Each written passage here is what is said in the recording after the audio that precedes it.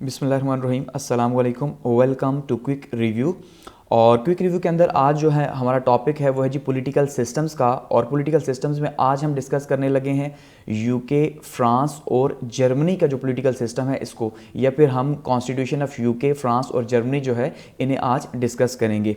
इससे पहले हम जो है वो यूएसए का जो कॉन्स्टिट्यूशन है इसे ऑलरेडी डिस्कस कर चुके हैं सिलेक्टेड कॉन्स्टिट्यूशंस के पॉलिटिकल साइंस के टॉपिक के अंदर। तो आज हम मज़ीद जो है वो 3 कंट्रीज़ जो हैं यूरोप के अंदर इनको डिस्कस करेंगे और देखेंगे कि इनके पॉलिटिकल सिस्टम्स के की फीचर जो हैं वो क्या क्या हैं। तो चलिए स्टार्ट करते हैं। सबसे पहले अगर बात करते हैं जी political system of United Kingdom की या कॉन्स्टिट्यूशन ऑफ यूके की, कि भाई यूके जो है उसका पॉलिटिकल सिस्टम क्या है, उसके की फीचर्स क्या हैं। तो ये जो 10 पॉइंट्स हैं इनको हम जो है वन बाय वन डिस्कस करते चले जाएंगे और देखेंगे कि क्या क्या की फीचर्स हैं यूके के पॉलिटिकल सिस्टम के। सबसे पहले अगर हम बात करें यूके के पॉलिटिकल सिस्टम की, तो हम सबसे पहले इसका बैकग्राउंड देखेंगे कि भाई बैकग्राउंड में जो है ये कॉन्स्टिट्यूशन जिसको हम डिस्कस करने जा रहे हैं, या जो पॉलिटिकल सिस्टम है, ये जो निज़ाम है, सियासी निज़ाम, ये एक्चुअली में सियासी निज़ाम यूके को मिला कैसे, ठीक है, ये कैसे यानी यहाँ तक पहुँचा या कॉन्स्टिट्यूशन तक बात कैसे पहुँची। तो उस बैकग्राउंड को हम डिस्कस करेंगे सबसे पहले, यानी पस मंज़र देखेंगे, ठीक है। उससे पहले सबसे पहले आप ये समझ लीजिए कि यूके जो है एक्चुअली में क्या है, ठीक है। अब यूके मतलब यूनाइटेड किंगडम। तो बहुत से लोग यूके या इंग्लैंड जो है उसको समझते हैं कि इंग्लैंड जो है वो एक्चुअली में यूके है, हालांकि ऐसा नहीं, ठीक है। बल्कि यूके जो है एक्चुअली में ये 4 स्टेट्स जो हैं इससे मिलके एक यूनाइटेड किंगडम बना हुआ है, जिसमें इंग्लैंड जो है वो सिर्फ एक स्टेट है, ठीक है। इंग्लैंड एक सेपरेट कंट्री नहीं बल्कि सिर्फ एक स्टेट है। वेल्स है, स्कॉटलैंड है और नॉर्दर्न आयरलैंड है। ये जो 4 जो है स्टेट्स हैं ये मिलती हैं, तो 4 स्टेट्स मिलके क्या बनाती हैं जी यूके या यूनाइटेड किंगडम या ग्रेट ब्रिटेन, या जिसे बरतानिया कहा जाता है। यहाँ पे अगर आप सामने इस पिक्चर के अंदर देखें तो आपको समझ आएगी कि जो यूके या ब्रिटेन जिसको हम कहते हैं वो क्या है, कि उसके अंदर इंग्लैंड जो है ये एक शामिल है, एक स्टेट है, वेल्स दूसरी स्टेट है, स्कॉटलैंड तीसरी स्टेट है और नॉर्दर्न आयरलैंड जो है ये चौथी स्टेट है। ये चारों मिलके बनाते हैं यूके या यूनाइटेड किंगडम। ये यूनाइट हुए हुए हैं किंगडम्स। अब ये जो है ये आयरलैंड जो है, साउथर्न आयरलैंड या सिंपल आयरलैंड है, इसको किंगडम ऑफ आयरलैंड कहा जाता है। ये सेपरेट एक आज़ाद मुल्क है, ठीक है, ये यूके का हिस्सा नहीं। तो ये जो 4 स्टेट्स हैं ये मिलके बनाती हैं यूके या यूनाइटेड किंगडम, और इनका जो कैपिटल है वो है जी लंदन, ठीक हो गया। तो अब आगे बढ़ते हैं। अब यूके जो है वो कौन सी स्टेट है, तो यूनिटरी स्टेट जो है वो यूके है। यूनिटरी स्टेट कौन सी होती है, वहदानी रियासत। वहदानी कौन सी है, वहदानी से मुराद ये है कि जिसके अंदर एक ही कॉन्स्टिट्यूशन जो है पूरे के पूरे मुल्क के अंदर जो है वो लागू किया हुआ हो। वहाँ पे जो स्टेट्स हैं या जिनको हम सूबे कहते हैं उनको जो है वो सेपरेटली अपने कॉन्स्टिट्यूशंस बनाने की इजाज़त ना हो, या वो बिल्कुल थोड़ी बहुत जो है वो अमेंडमेंट कर सकें या कॉन्स्टिट्यूशंस बना सकें, इसके अलावा उन्हें इजाज़त नहीं होती। एक ही कॉन्स्टिट्यूशन पूरे मुल्क के अंदर जो है वो लागू होता है, ठीक है। और असम्बलीज लॉज पास नहीं करती। तो जैसे पाकिस्तान है तो पाकिस्तान एक फेडरल कंट्री है, ठीक है, फेडरल कंट्री है। और आपने सुना होगा 18वीं तरमीम का बहुत ज़्यादा जिक्र किया जाता है। तो उसके तहत जो है वो हमारे जो सूबे हैं, प्रोविंसेस, वो इंडिपेंडेंट है। तो हर कोई जो है वो अपने अपने लॉज भी बनाता है, असम्बलीज उनकी लॉज पास करती हैं। लेकिन जो यूनिटरी स्टेट है वहाँ पे ऐसा मुमकिन नहीं। वहाँ पे एक ही जो है वो सेंटर होता है, एक ही मरकज़ है, और वही जो लॉज बनाएगा वही चलेंगे और सारे का सारा मरकज़ के तहत होगा। अब जैसे यहाँ पे हम बात करते हैं जी PMS की, प्रोविंशियल मैनेजमेंट सर्विस वगैरह, वहाँ पे ऐसा नहीं है, वहाँ पे सिर्फ एक ही जो है सर्विस होती है, ठीक है। अच्छा, अब इसके अलावा जो है स्टेट कौन से यहाँ पे कॉन्स्टिट्यूशन टाइप है, तो उसमें हम बात करेंगे तो वो है कॉन्स्टिट्यूशनल मोनार्की, ठीक है जी। कौन सी है, कॉन्स्टिट्यूशनल मोनार्की, यानी कि आईनी बादशाहत है यहाँ पे। अब बादशाहत भी है और साथ में कॉन्स्टिट्यूशन भी उसमें शामिल है, यानी कि एक ब्लेंड कर दिया, एक मिक्सचर बना दिया यूके के एक सिस्टम को, कि वहाँ पे बादशाहत भी मौजूद है और उस बादशाहत को साथ में आइनी जगह दे दी, आइन के अंदर एक स्पेस दे दी। तो उस तरह क्या हो गया, आइनी बादशाहत होगी या कॉन्स्टिट्यूशनल मोनार्की होगी। नॉर्मली दुनिया के अंदर या तो डेमोक्रेसी है या मोनार्की है या एरिस्टोक्रेसी, जिस तरह भी, यानी कि डिफरेंट जो निज़ाम है उनमें से ये एक सिस्टम है, ठीक है। अब बात करते हैं पॉलिटिकल बैकग्राउंड की। तो पॉलिटिकल बैकग्राउंड में यूके जो है वो हम जानते हैं बहुत ही एक स्ट्रॉन्ग कंट्री, अभी भी बहुत स्ट्रॉन्ग कंट्री है। लेकिन इससे पहले अगर 17th और 18th सेंचुरी की बात की जाए तो 17th और 18th सेंचुरी के अंदर यूके इससे भी ज़्यादा पावरफुल था, खास करके जब कॉलोनाइजेशन की पॉलिसी अपनाई यूके ने, ठीक है, या जो यूरोप के अंदर जो नेशंस थी उन्होंने, खास करके हॉलैंड ने, फ्रांस ने, तो उन्होंने क्या किया, जो दूर दराज के छोटे छोटे ममालिक थे वहाँ पर जाके उन्होंने कब्जा कर लिया और इस तरह उनकी जो है कॉलोनीज़ वहाँ वहाँ पे छोटी छोटी बना ली। अब जैसे यूके है तो एक हिंदुस्तान भी जो है उसमें से एक हम भी उनका जो है वो एक डोमिनियन स्टेटस बाद में मिला, लेकिन उससे पहले हम भी उनकी एक कॉलोनी थे, ठीक हो गया। तो इस तरह से जहाँ जहाँ उन्हें मौका मिला उन्होंने क्या किया जी, वहाँ पे कॉलोनीज बनाई। और इंडस्ट्रियल रेवोल्यूशन जो है 1688 का 1668 में जो एक तरक्की स्टार्ट हुई, एक मॉडर्नाइजेशन स्टार्ट हुई इंडस्ट्रीज़ के अंदर, ठीक है, जहाँ पे मशीनों ने काम करना स्टार्ट किया इंसानों को रिप्लेस करके, तो वो भी सबसे पहले यूके से स्टार्ट हुआ। तो इसका मतलब हम ये कह सकते हैं कि दुनिया के अंदर, ठीक है, जो मॉडर्न वर्ल्ड भी मौजूद है, इसमें अगर सबसे ज़्यादा किसी ने प्रोग्रेस सबसे पहले की मॉडर्न वर्ल्ड के अंदर तो वो यूके ही है, यानी यूनाइटेड किंगडम है। पहले तो बहुत बड़ा था, लेकिन ऑब्वियसली अब 4 ही स्टेट्स इसकी बची हैं, तो आहिस्ता आहिस्ता इसके जो कॉलोनीज़ हैं वो भी जैसे पाकिस्तान और इंडिया भी आज़ाद हो गए, ठीक है। अब अगर बात करें इनके कॉन्स्टिट्यूशनल बैकग्राउंड की कि भाई इनका जो कॉन्स्टिट्यूशन है, जो आइन है यूके का, वो कहाँ से आया और कैसे जो है वो स्टेप बाय स्टेप आगे बढ़ा, तो उसमें सबसे पहले अगर आप एक बात समझ लें कि जो आइन है यूके का, ये अनरिटन फॉर्म में है, यानी कि ये लिखा हुआ नहीं। इस बात को समझ रहे हैं? लिखे हुए से मुराद ये है कि लिखा हुआ एक कॉन्स्टिट्यूशन ऐसा होता है कि एक लिखा हुआ कॉन्स्टिट्यूशन मौजूद है, जैसे पाकिस्तान का है 1973 का कॉन्स्टिट्यूशन, ठीक है। अब इसको एक टाइम आएगा जब एक ख़ास डेट होगी, उस डेट के ऊपर क्या किया जाएगा, इसको लागू किया जाएगा, ठीक है, और ये लागू हो जाएगा, यानी 14 अगस्त 1973 को जो है ये क्या होगा जी, ये लागू हो गया।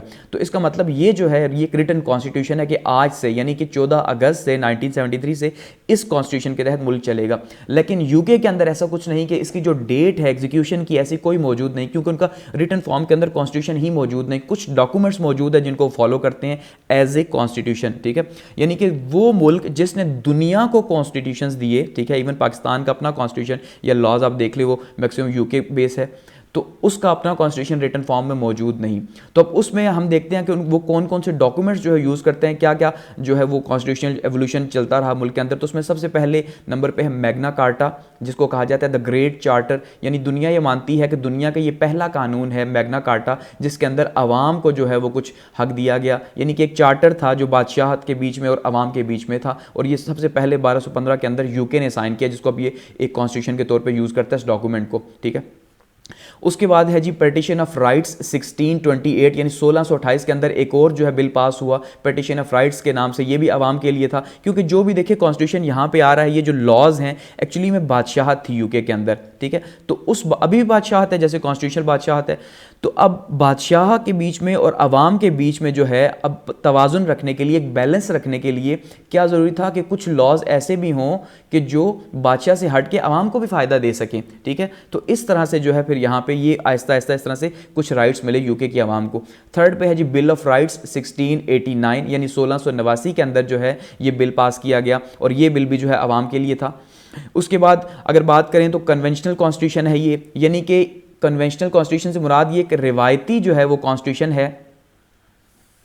रिवायती कॉन्स्टिट्यूशन क्या है कि ये रिवायात के ऊपर जो है वो चलता है। यूके को माना जाता है कि ये एक रिवायत पसंद कौम है, तो रिवायत पसंद कौम होने की वजह से अब जैसे कि अब अगर बात की जाए बादशाहत की ही, तो बादशाहत का इस टाइम पे कोई रोल नहीं यूके के अंदर, ठीक है, सिवाय इसके कि वो एक सेरेमोनियल हेड है। तो क्यों सेरेमोनियल हेड है? क्योंकि उनकी रिवायात के अंदर मौजूद है कि वो बादशाहत के निज़ाम को सदियों से चला आ रहा है, तो उसे वो मेनटेन रखना चाहते हैं, इस वजह से जो है वहाँ पर बादशाहत मौजूद है। अदरवाइज उसका कोई प्रैक्टिकल काम नहीं सिवाय फोटो सेशंस करवाने के, ठीक है। तो इसका मतलब यहाँ पे ये कन्वेंशनल लोग ज़्यादा हैं, तो यहाँ पे जो कॉन्स्टिट्यूशन है वो भी कन्वेंशनल है कि रिवायात जो उनके मौजूद हैं उनके मुल्क की, उसको एज ए लॉ जो है वो यूज़ करते हैं, ठीक है।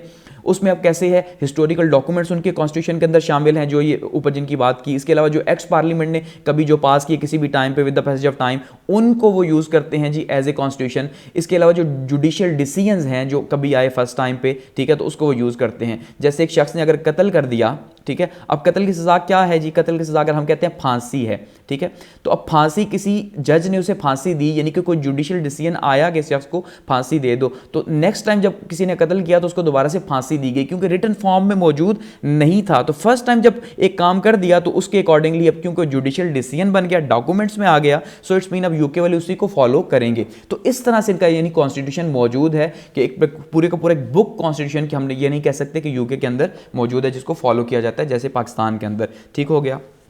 अब आगे बढ़ते हैं और बात करते हैं जी कॉन्स्टिट्यूशन के फीचर्स की, कि भाई इसके जो फीचर्स हैं वो क्या क्या हैं, क्या क्या इसकी जो है वो खुसूसियात हैं। कॉन्स्टिट्यूशंस की, यूके के कॉन्स्टिट्यूशंस की। सबसे पहली बात तो ये है कि ये अनरिटन है, यानी कि ये लिखा हुआ नहीं, ठीक है, जैसे मैं आपको बता चुका हूं कि ये लिखा हुआ नहीं है। दूसरा जी, क्यों लिखा हुआ नहीं है? क्योंकि नो डेट ऑफ इंप्लीमेंटेशन, इसके कोई लागू होने की डेट नहीं। जब लिखा हुआ ही नहीं, जब एक चीज़ मौजूद ही नहीं, तो उसकी डेट जो है वो कैसे होगी कि भाई फलां डेट को उसे जो है वो एग्जीक्यूट करना है? तो ऐसा पॉसिबल नहीं, ऐसा ही है। इसके अलावा ये कन्वेंशनल बेस है, और कन्वेंशंस क्या हैं? उनके जो कस्टम्स हैं और उनके जो कल्चर है, यानी कल्चर और रिवायात जो है ये मिल के जो उनके मुल्क के अंदर मौजूद हैं, वो भी उसने भी आइन के अंदर एक जगह बनाई हुई है, जैसे मैंने बादशाहत का जिक्र किया, ठीक है। इसके अलावा क्या है जी, ये एवोल्यूशनरी है। एवोल्यूशनरी मतलब ये इर्तिका पजीर है कि ये आहिस्ता आहिस्ता जो है स्टेप बाय स्टेप बढ़ा। अब जैसे हमने देखा सबसे पहले 1215 के अंदर मैग्ना कार्टा हुआ, उसके बाद 1628 के अंदर जो है बिल ऑफ पिटिशंस हुआ, फिर 1689 के अंदर जो है वो बिल ऑफ राइट्स हुआ। तो इस तरह मतलब ये स्टेप बाय स्टेप जो है वो आगे बढ़ता गया, ठीक है। और अब ये डॉक्यूमेंट इस तरह मौजूद है। अच्छा, फ्लेक्सिबल है। फ्लेक्सिबल से मुराद जैसे कि आपने देखा पाकिस्तान के अंदर या दूसरे कॉन्स्टिट्यूशंस के अंदर 2/3 मेजॉरिटी चाहिए होती है कोई भी लॉ पास करने के लिए, बिल पास करने के लिए असम्बली के अंदर, ठीक है। लेकिन यहाँ पे यूके के अंदर क्या है कि फ्लेक्सिबल है, असम्बली मौजूद है, अगर आपने कोई बिल पास करवाना है और मेजॉरिटी उसको हासिल है तो वो पास हो जाएगा, ठीक है जी। यानी वो बिल क्या होगा जी, वो पास होगा, उसके ऊपर कोई इतना ज़्यादा तरद्दुद नहीं। लेकिन यहाँ पे एक बहुत ज़्यादा स्ट्रिक्टनेस है कि अगर यूके के अंदर एक बिल पास किया जाता है, बिल पेश किया जाता है प्राइम मिनिस्टर की तरफ से या कैबिनेट की तरफ से, जरा बात को समझिएगा कि अगर बिल प्राइम मिनिस्टर की तरफ से या कैबिनेट की तरफ से पेश किया जाता है और वो रिजेक्ट हो जाता है, तो उसका रिजल्ट क्या होगा कि जो असम्बली है वो डिसॉल्व हो जाएगी। क्योंकि इसका मतलब ये है कि हुकूमत के पास अक्सरियत नहीं रही, उनके पास वोट ऑफ कॉन्फिडेंस नहीं, तो नतीजे के तौर पर सबको घर जाना पड़ेगा। ये एक बड़ा टफ जो है यहाँ पे सिचुएशन है। अच्छा, यूनिटरी स्टेट है, यानी वहदानी रियासत है, एक ही लॉ जो है वो फॉलो होता है। अच्छा, पार्लियामेंट्री है, यानी कि पार्लियामेंट्री से मुराद ये है कि पार्लियामेंट है वहाँ पे मौजूद है यूके के अंदर, और पार्लियामेंट के 2 हाउसेस हैं जैसे पाकिस्तान के अंदर हैं, ठीक है। बाई कैमरल लेजिस्लेशन है। बाई कैमरल लेजिस्लेशन के अंदर एक है जी हाउस ऑफ कॉमन्स, जो लोअर हाउस है, जिसे हम कौमी असम्बली पाकिस्तान के अंदर कहते हैं, ठीक है, उसको कहा जाता है जी हाउस ऑफ कॉमन्स, आम लोगों के लिए वो जो है ना असम्बली है, ठीक है। और दूसरा जो अपर हाउस है उसको कहा जाता है हाउस ऑफ लॉर्ड्स, ठीक है। वहाँ पे लॉर्ड्स जो हैं वो जो पुराने ज़माने के जो लॉर्ड्स थे, जो एरिस्टोक्रेट हैं यूके के अंदर, ठीक है, जो टॉप लेवल पे हैं, उनको सिर्फ यहाँ पे सेरेमोनियल जो है पोजीशंस दी जाती हैं हाउस ऑफ लॉर्ड्स के अंदर। एक्चुअली में जो सारी पावर है वो कहाँ पे है जी, वो हाउस ऑफ कॉमन्स के पास ही है। अच्छा, उसके बाद अगर बात करते हैं सोवरेनिटी जो है वो पार्लियामेंट की है, मतलब सोवरेनिटी जो है, हाकिमियत जो है वो अवाम के पास है, क्योंकि पार्लियामेंट के पास है तो पार्लियामेंट में अवाम है, अवाम के नुमाइंदे बैठे हुए रिप्रेजेंटेटिव्स हैं, तो इट्स मीन के जो सोवरेनिटी है वो अवाम की है, वहाँ पे वोटिंग सिस्टम है। अच्छा, मिक्स्ड कॉन्स्टिट्यूशन है। मिक्स्ड कॉन्स्टिट्यूशन जैसे हमने बात की कि वहाँ पे बादशाहत भी है, ठीक है, यानी बादशाह भी मौजूद है, जैसे अभी मलका एलिज़ाबेथ मौजूद है वहाँ पे, तो मलका साहिबा भी मौजूद हैं, और साथ में जो है वो पार्लियामेंट्री भी है कि पार्लियामेंट भी है। पार्लियामेंट क्यों होगी? पार्लियामेंट तब होगी जब आइन होगा, ऐसा ही है। तो मलका बादशाह कब होगा? जबकि वो एक पूरे का पूरा विरासती निज़ाम जो है वो चला आ रहा है। तो इन्होंने दोनों को जो है कॉम्बो बनाया हुआ है, मिक्सचर जो है। तो मलका भी जो है मौजूद है, वो भी मज़े कर रही है, और पार्लियामेंट जो है वो अपने डिसीजंस लेती है। लेकिन एक्चुअली में जो पावर है वो किसके पास है? पार्लियामेंट के पास। लॉ की जो पावर है वो पार्लियामेंट के पास है बाय लॉ, ठीक है। लेकिन जो कन्वेंशंस की जो पावर है वो मलका के पास है, कि कहा यह जाता है कि मलका के बगैर कुछ नहीं हो सकता, मलका सब कुछ करेगी एक्चुअली में, ठीक है। वो एक रिस्पेक्ट है कि भाई वो मलका के बगैर कुछ नहीं होता, एक ओहदा मौजूद है, अदरवाइज लॉ के अकॉर्डिंगली पार्लियामेंट ही बिल पास करती है। अच्छा, पार्टी सिस्टम मौजूद है वहाँ पे, और जो है 2 पार्टी सिस्टम जो है वो ज़्यादा फेमस है वहाँ पे। अच्छा, जुडिशरी जो है वो इंडिपेंडेंट है। कॉन्स्टिट्यूशन के अंदर क्या कहा गया जी? जुडिशरी इंडिपेंडेंट है। फंडामेंटल राइट्स जो हैं मौजूद हैं, बुनियादी इंसानी हुकूक जो हैं वो हम जानते हैं कि यूके में हैवानों के भी हैं, तो इंसान तो फिर इंसान है, ठीक है। और इसको मदर कॉन्स्टिट्यूशन माना जाता है दुनिया के बाकी कॉन्स्टिट्यूशंस के लिए, यानी कि ये जो है ये दुनिया के कॉन्स्टिट्यूशंस की अम्मी है, ठीक है। कि दुनिया को जो कॉन्स्टिट्यूशंस मिले वो कहाँ से मिले? वो यूके से मिले, या यूके के फिलोसोफर्स से मिले, उनके थॉट्स से मिले, ठीक है। तो ये कुछ की फीचर्स जो हैं इनके पॉलिटिकल सिस्टम के हैं। अब अगर इनको 1 बाय 1 डिस्कस करें ब्रीफली, तो उसमें सबसे पहले अगर बात करते हैं द ब्रिटिश मोनार्की की, कि भाई जो ब्रिटिश है, जो यूके है, वहाँ पे जो बादशाहत है वो किस तरह की है, ठीक है, जो मलका हैं वो किस तरह एंजॉय करती हैं। तो बिल्कुल ये लाइक प्रेसिडेंट, यानी कि सदर की तरह। अब जैसे कि अगर बात करते हैं पाकिस्तान की ही, लेट सपोज, तो पाकिस्तान के अंदर क्या है जी? पार्लियामेंट्री सिस्टम है, अपर हाउस और लोअर हाउस, ऐसा ही है। और जो मुल्क का पूरा हेड ऑफ द गवर्नमेंट है वो कौन है? हेड ऑफ द गवर्नमेंट वो प्राइम मिनिस्टर है, ठीक है। और जो हेड ऑफ द स्टेट है वो कौन है? सदर साहब हैं, ठीक है।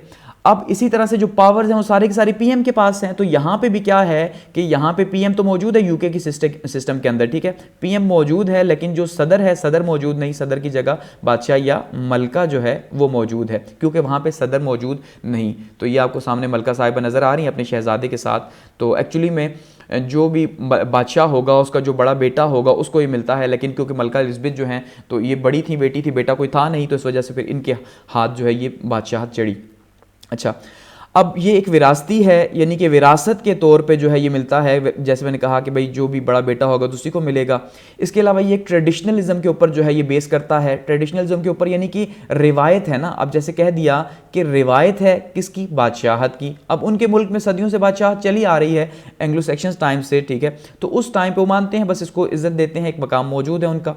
अच्छा, और इसके अलावा ये नीड है पार्लियामेंट्री सिस्टम की, ठीक है। अब पार्लियामेंट्री सिस्टम की नीड क्यों है, यहाँ पे मैं आपको बता चुका हूं कि जैसे कि सदर होता है, ठीक है, वो हेड है, प्रेसिडेंट जो है वो मुल्क का हेड है, तो यहाँ पे मलका जो है वो मुल्क की हेड है, उसके बगैर मुल्क नहीं चलेगा, ठीक है।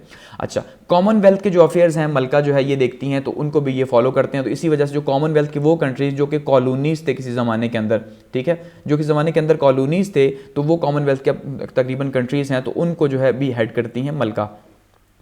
अब अगर बात करें पावर एंड फंक्शंस की, तो जैसे मैं कह चुका हूं कि एक हिसाब से अगर आप देखेंगे तो आपको नज़र आएगा कि सारे का सारा जो इख्तियार है, जो टोटल जो एडमिनिस्ट्रेशन है, जो कंट्रोल है, वो मलिका के पास है। आपको ये नज़र आएगा, क्योंकि हर चीज़ वहाँ पे प्रैक्टिस किसके नाम के ऊपर हो रही है, मलिका के नाम के ऊपर हो रही है। लेकिन एक्चुअल में ये सेरेमोनियल है, ठीक है, इसका सिर्फ नाम यूज़ किया जा रहा है। जो असल में पावर है वो किसके पास है, वो हाउस ऑफ कॉमन्स के पास जो है वो असल पावर मौजूद है।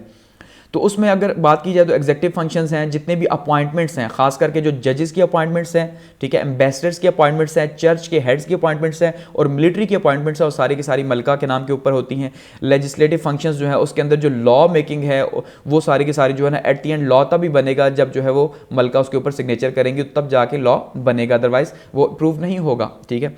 इसके अलावा जी डिसोल्यूशन जो है, यानी जब पीएम एडवाइस करेगा तो मलका साहिबा असम्बली को डिसॉल्व कर देंगी, ठीक है, ये पावर उनके पास मौजूद है। जुडिशियल फंक्शंस में जजेस को अपॉइंट करती हैं, ठीक है, जब पीएम एडवाइस करेगा तो पीएम की एडवाइस के ऊपर जजेस जो हैं उन जज साहिबान को भी जो है वो अपॉइंट किया जाएगा। रिलीजियस फंक्शंस में क्या है, चर्च की हेड है मलका, और इसके अलावा चर्च के जितने भी अपॉइंटमेंट्स हैं, ठीक है, वो सारी की सारी मलका खुद करती हैं।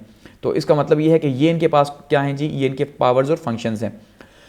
नेक्स्ट बात करते हैं जी द ब्रिटिश पीएम की, कि ब्रिटिश प्राइम मिनिस्टर जो है उसके पास कितनी पावर्स हैं। तो जैसे मैं कह चुका हूं कि सारे का सारा जो सिस्टम है वो बेस करता है पीएम के ऊपर, क्योंकि पीएम क्या है, वो हेड है एडमिनिस्ट्रेशन का, तो सारे की सारी एडमिनिस्ट्रेशन पीएम ही रन करता है। लेकिन एक मज़े की बात क्या है कि जो पीएम साहब हैं, यानी कि जो वज़ीर आज़म हैं यूके के अंदर, इनकी कोई लीगल हैसियत नहीं उस तरह से जिस तरह से दूसरे मुल्कों के अंदर मौजूद है। उसकी वजह क्या है कि अगर बैकग्राउंड की बात की जाए कि पस मंज़र क्या है कि पीएम की पोजीशन कैसे आई, तो क्योंकि यूके के अंदर तो बादशाहत है, तो बादशाहत के अंदर जो है वो पीएम का तो सिस्टम है नहीं। तो इसका मतलब क्या है कि सबसे पहले ये एक कन्वेंशनल पोस्ट है, आपको ये समझना है, ये एक रिवायत के तौर पर, रिवायत के तौर पर क्या है कि जब भी यूके का कोई बादशाह होता तो उसके नीचे जो वजीर होता, जिसको हम कहते हैं ना बादशाह का वजीर, ठीक है, तो वो जो वजीर होता बादशाह को जो असिस्ट करता, जिसको कहते हैं सीनियर मिनिस्टर, ठीक है, क्योंकि सीनियर है, बाकी जूनियर है और ये सीनियर है, तो वो जो सीनियर मिनिस्टर होता, ये वजीर होता, बादशाह को असिस्ट करता, तो वो प्राइम मिनिस्टर बना, ठीक है। वो जो हम किस्से कहानियों में सुनते हैं ना, एक्चुअली में हमें यहाँ पे नजर आता है कैसा ही है। अच्छा, किंग्स एडवाइज़र और हेल्पर के तौर पे काम करता था स्टार्ट के अंदर, ये जो वजीर था, सीनियर वजीर, और फिर खास करके कोई ऐसा किंग कि जिसको इंग्लिश नहीं आती, ठीक है, तो ये उसके तौर पे भी काम करता था। ऐसा नहीं कि यूके के अंदर सारे वही बादशाह है जिनको इंग्लिश बोलनी आती थी, ठीक है, तो उसमें वो उसकी हेल्प करता, डॉक्यूमेंट्स जो है वो उसको सारे के सारे तरमीम करता, चेंज करता, या कोई अपॉइंट करता, या कुछ भी डॉक्यूमेंट्स इशू किए जाते तो किंग तो खुद नहीं करता था, ठीक है, तो नतीजे के तौर पर कौन करता, वजीर साहब करते। तो इस तरह से ये वजीर आजम की जो है पोस्ट बनी, और 1937 के अंदर क्राउन एक्ट पास हुआ ये प्राइम मिनिस्टर के लिए, तो उसके बाद जो है ये प्राइम मिनिस्टर को रिकग्नाइज किया जाने लगा यूके के अंदर। इसके अलावा अगर बात की जाए अपॉइंटमेंट और रिमूवल की, तो रिमूवल तो जैसे मैंने कहा कि भाई रिमूवल कैसे होगा, कि रिमूवल तभी होगा जिस टाइम पे, सॉरी, ये इसकी पावर्स भी हैं, और इसका रिमूवल इस तरह से होगा कि जिस टाइम पे जो है असेंबली डिसॉल्व हो जाएगी, जाहिर बात है वो रिमूव हो जाएगा, क्योंकि जब वोट ऑफ नो कॉन्फिडेंस आएगा, ठीक है, और अपॉइंटमेंट जो है वो उसी की होगी जिसकी जो है वो ज़्यादा जो है वो सीट्स हैं हाउस ऑफ कॉमन्स के अंदर, ठीक है। आगे बढ़ते हैं और बात करते हैं पावर और फंक्शंस की कि ब्रिटिश पीएम की क्या पावर और फंक्शंस है। तो जैसे कहा कि एडमिनिस्ट्रेशन का जो हेड है, ठीक है, वो सारे का सारा प्राइम मिनिस्टर है, तो इसका मतलब इसी के पास पावर ज़्यादा है। हेड ऑफ द हाउस है, सबसे पहली बात ये है कि हाउस ऑफ कॉमन्स जो है उसका हेड कौन है जी, प्राइम मिनिस्टर है। हेड ऑफ द कैबिनेट जो है वो भी प्राइम मिनिस्टर है, और ब्रिटिश कैबिनेट जो है उसको बहुत ज़्यादा पावरफुल माना जाता है दुनिया के अंदर। अच्छा, ये एक ब्रिज का काम करता है मोनार्क के बीच में और पार्लियामेंट के बीच में, यानी कि एक साइड पे पार्लियामेंट है और दूसरी साइड पे जो है वो बादशाहत है। तो इन दोनों के बीच में जो एक ब्रिज का काम कर रहा है वो कौन कर रहा है जी, पीएम साहब कर रहे हैं, प्राइम मिनिस्टर कर रहे हैं। अच्छा, फॉरेन अफेयर्स जो है उसको डील करते हैं प्राइम मिनिस्टर साहब, डिफेंस के अफेयर्स जो है उन सबको डील करते हैं प्राइम मिनिस्टर साहब। ये इनकी पावर्स हैं। एक्चुअली में मैंने कहा सारी पावर जो है वो प्राइम मिनिस्टर के पास हैं यूके के सिस्टम के अंदर, लेकिन वो सारी प्रैक्टिस किसके नाम के ऊपर करते हैं, मोहतरम मलका साहिबा के नाम के ऊपर प्रैक्टिस करते हैं।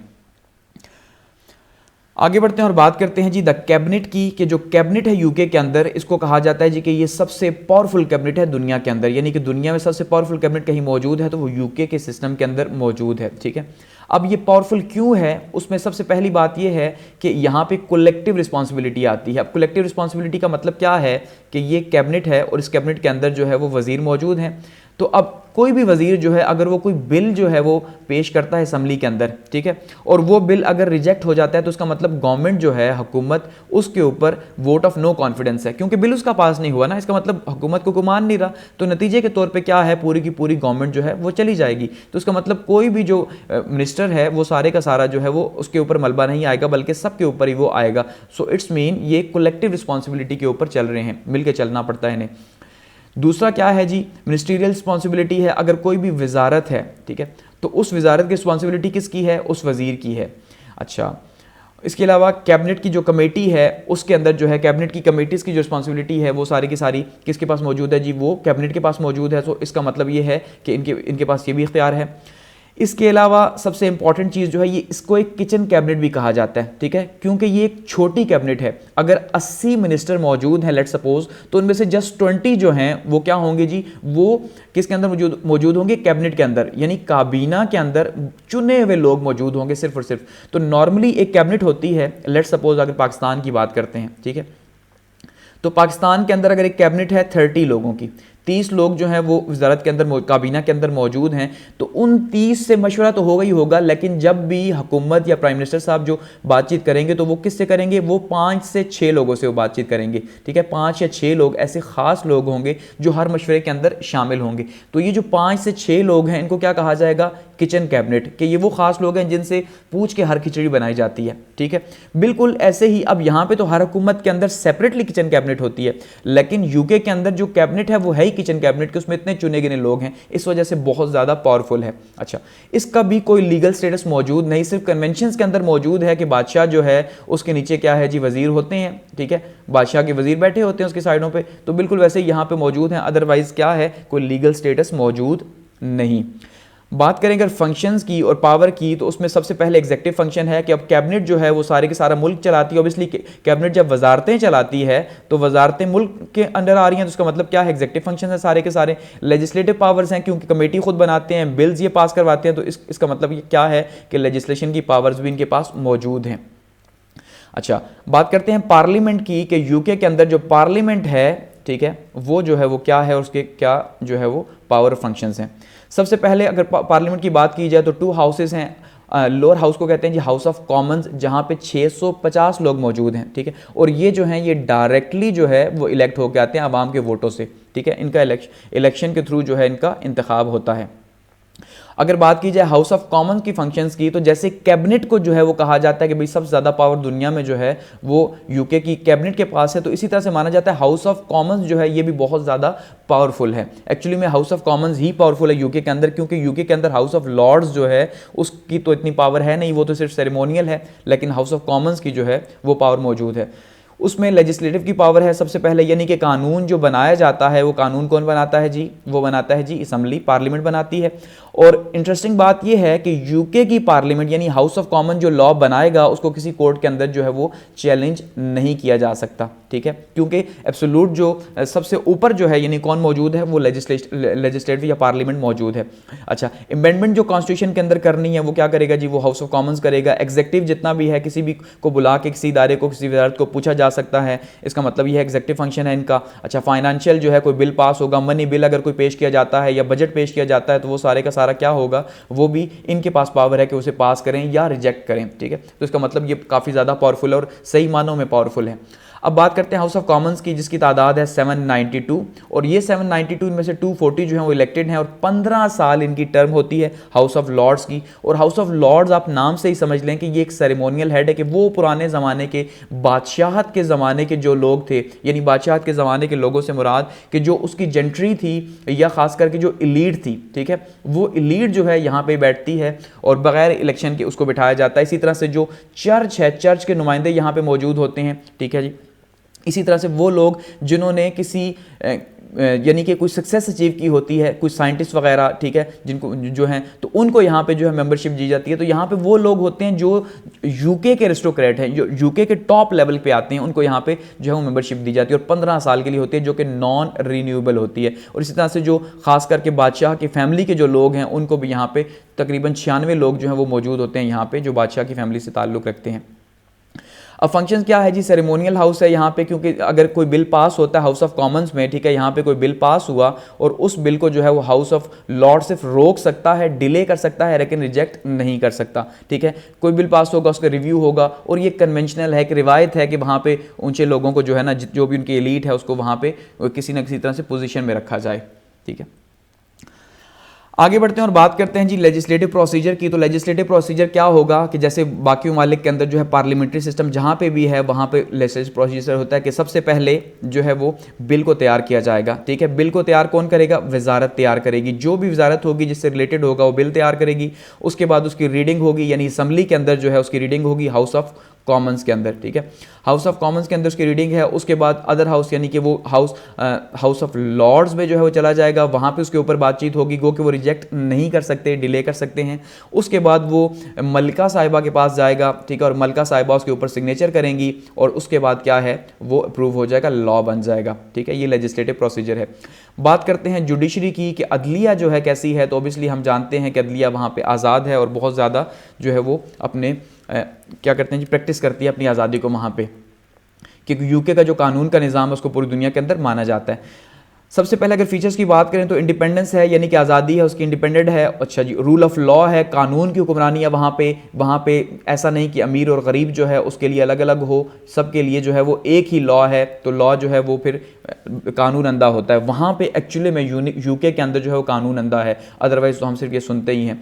पार्लियामेंट्री कमिश्नर मौजूद है वहाँ पे, यानी कि हाईएस्ट जो अगर वहाँ पे यूके के अंदर बात की जाए कोर्ट की तो पार्लियामेंट्री कमीशन होता है, ठीक है, कि कोई भी अगर अपील करनी है एट दी एंड वो कहाँ जाएगी, पार्लियामेंट्री कमीशन के पास जाएगी।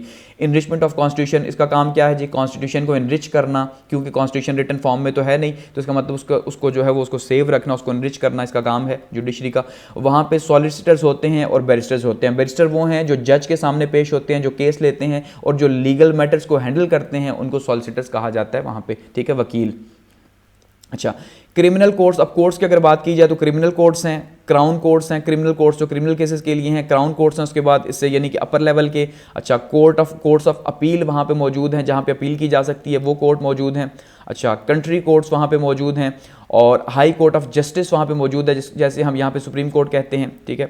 अच्छा, सिविल अपील कोर्ट्स मौजूद है वहाँ पे, जो सिविल लोग जहाँ पे अपील कर सकते हैं। हाउस ऑफ लॉर्ड्स के अंदर फिर जो है मौजूद है ट्रिब्यूनल, ठीक है। अब जो सबसे हाईएस्ट, जैसे पाकिस्तान के अंदर सुप्रीम कोर्ट के अंदर, या आप कह लें कि सुप्रीम कोर्ट से भी ऊपर सदर साहब के पास जो है वो रिक्वेस्ट की जाती है, ठीक है, तो वैसे ही यहाँ पे हाउस ऑफ लॉर्ड्स हैं, यहाँ पे पूरा एक ट्रिब्यूनल बना हुआ है लॉर्ड्स का, ठीक है, लॉ लॉर्ड्स जिसे कहा जाता है, यानी कानून के जो लॉर्ड्स हैं वो उनका बना हुआ है, तो यहाँ पे उसके सामने पेश किया जाएगा, ठीक है।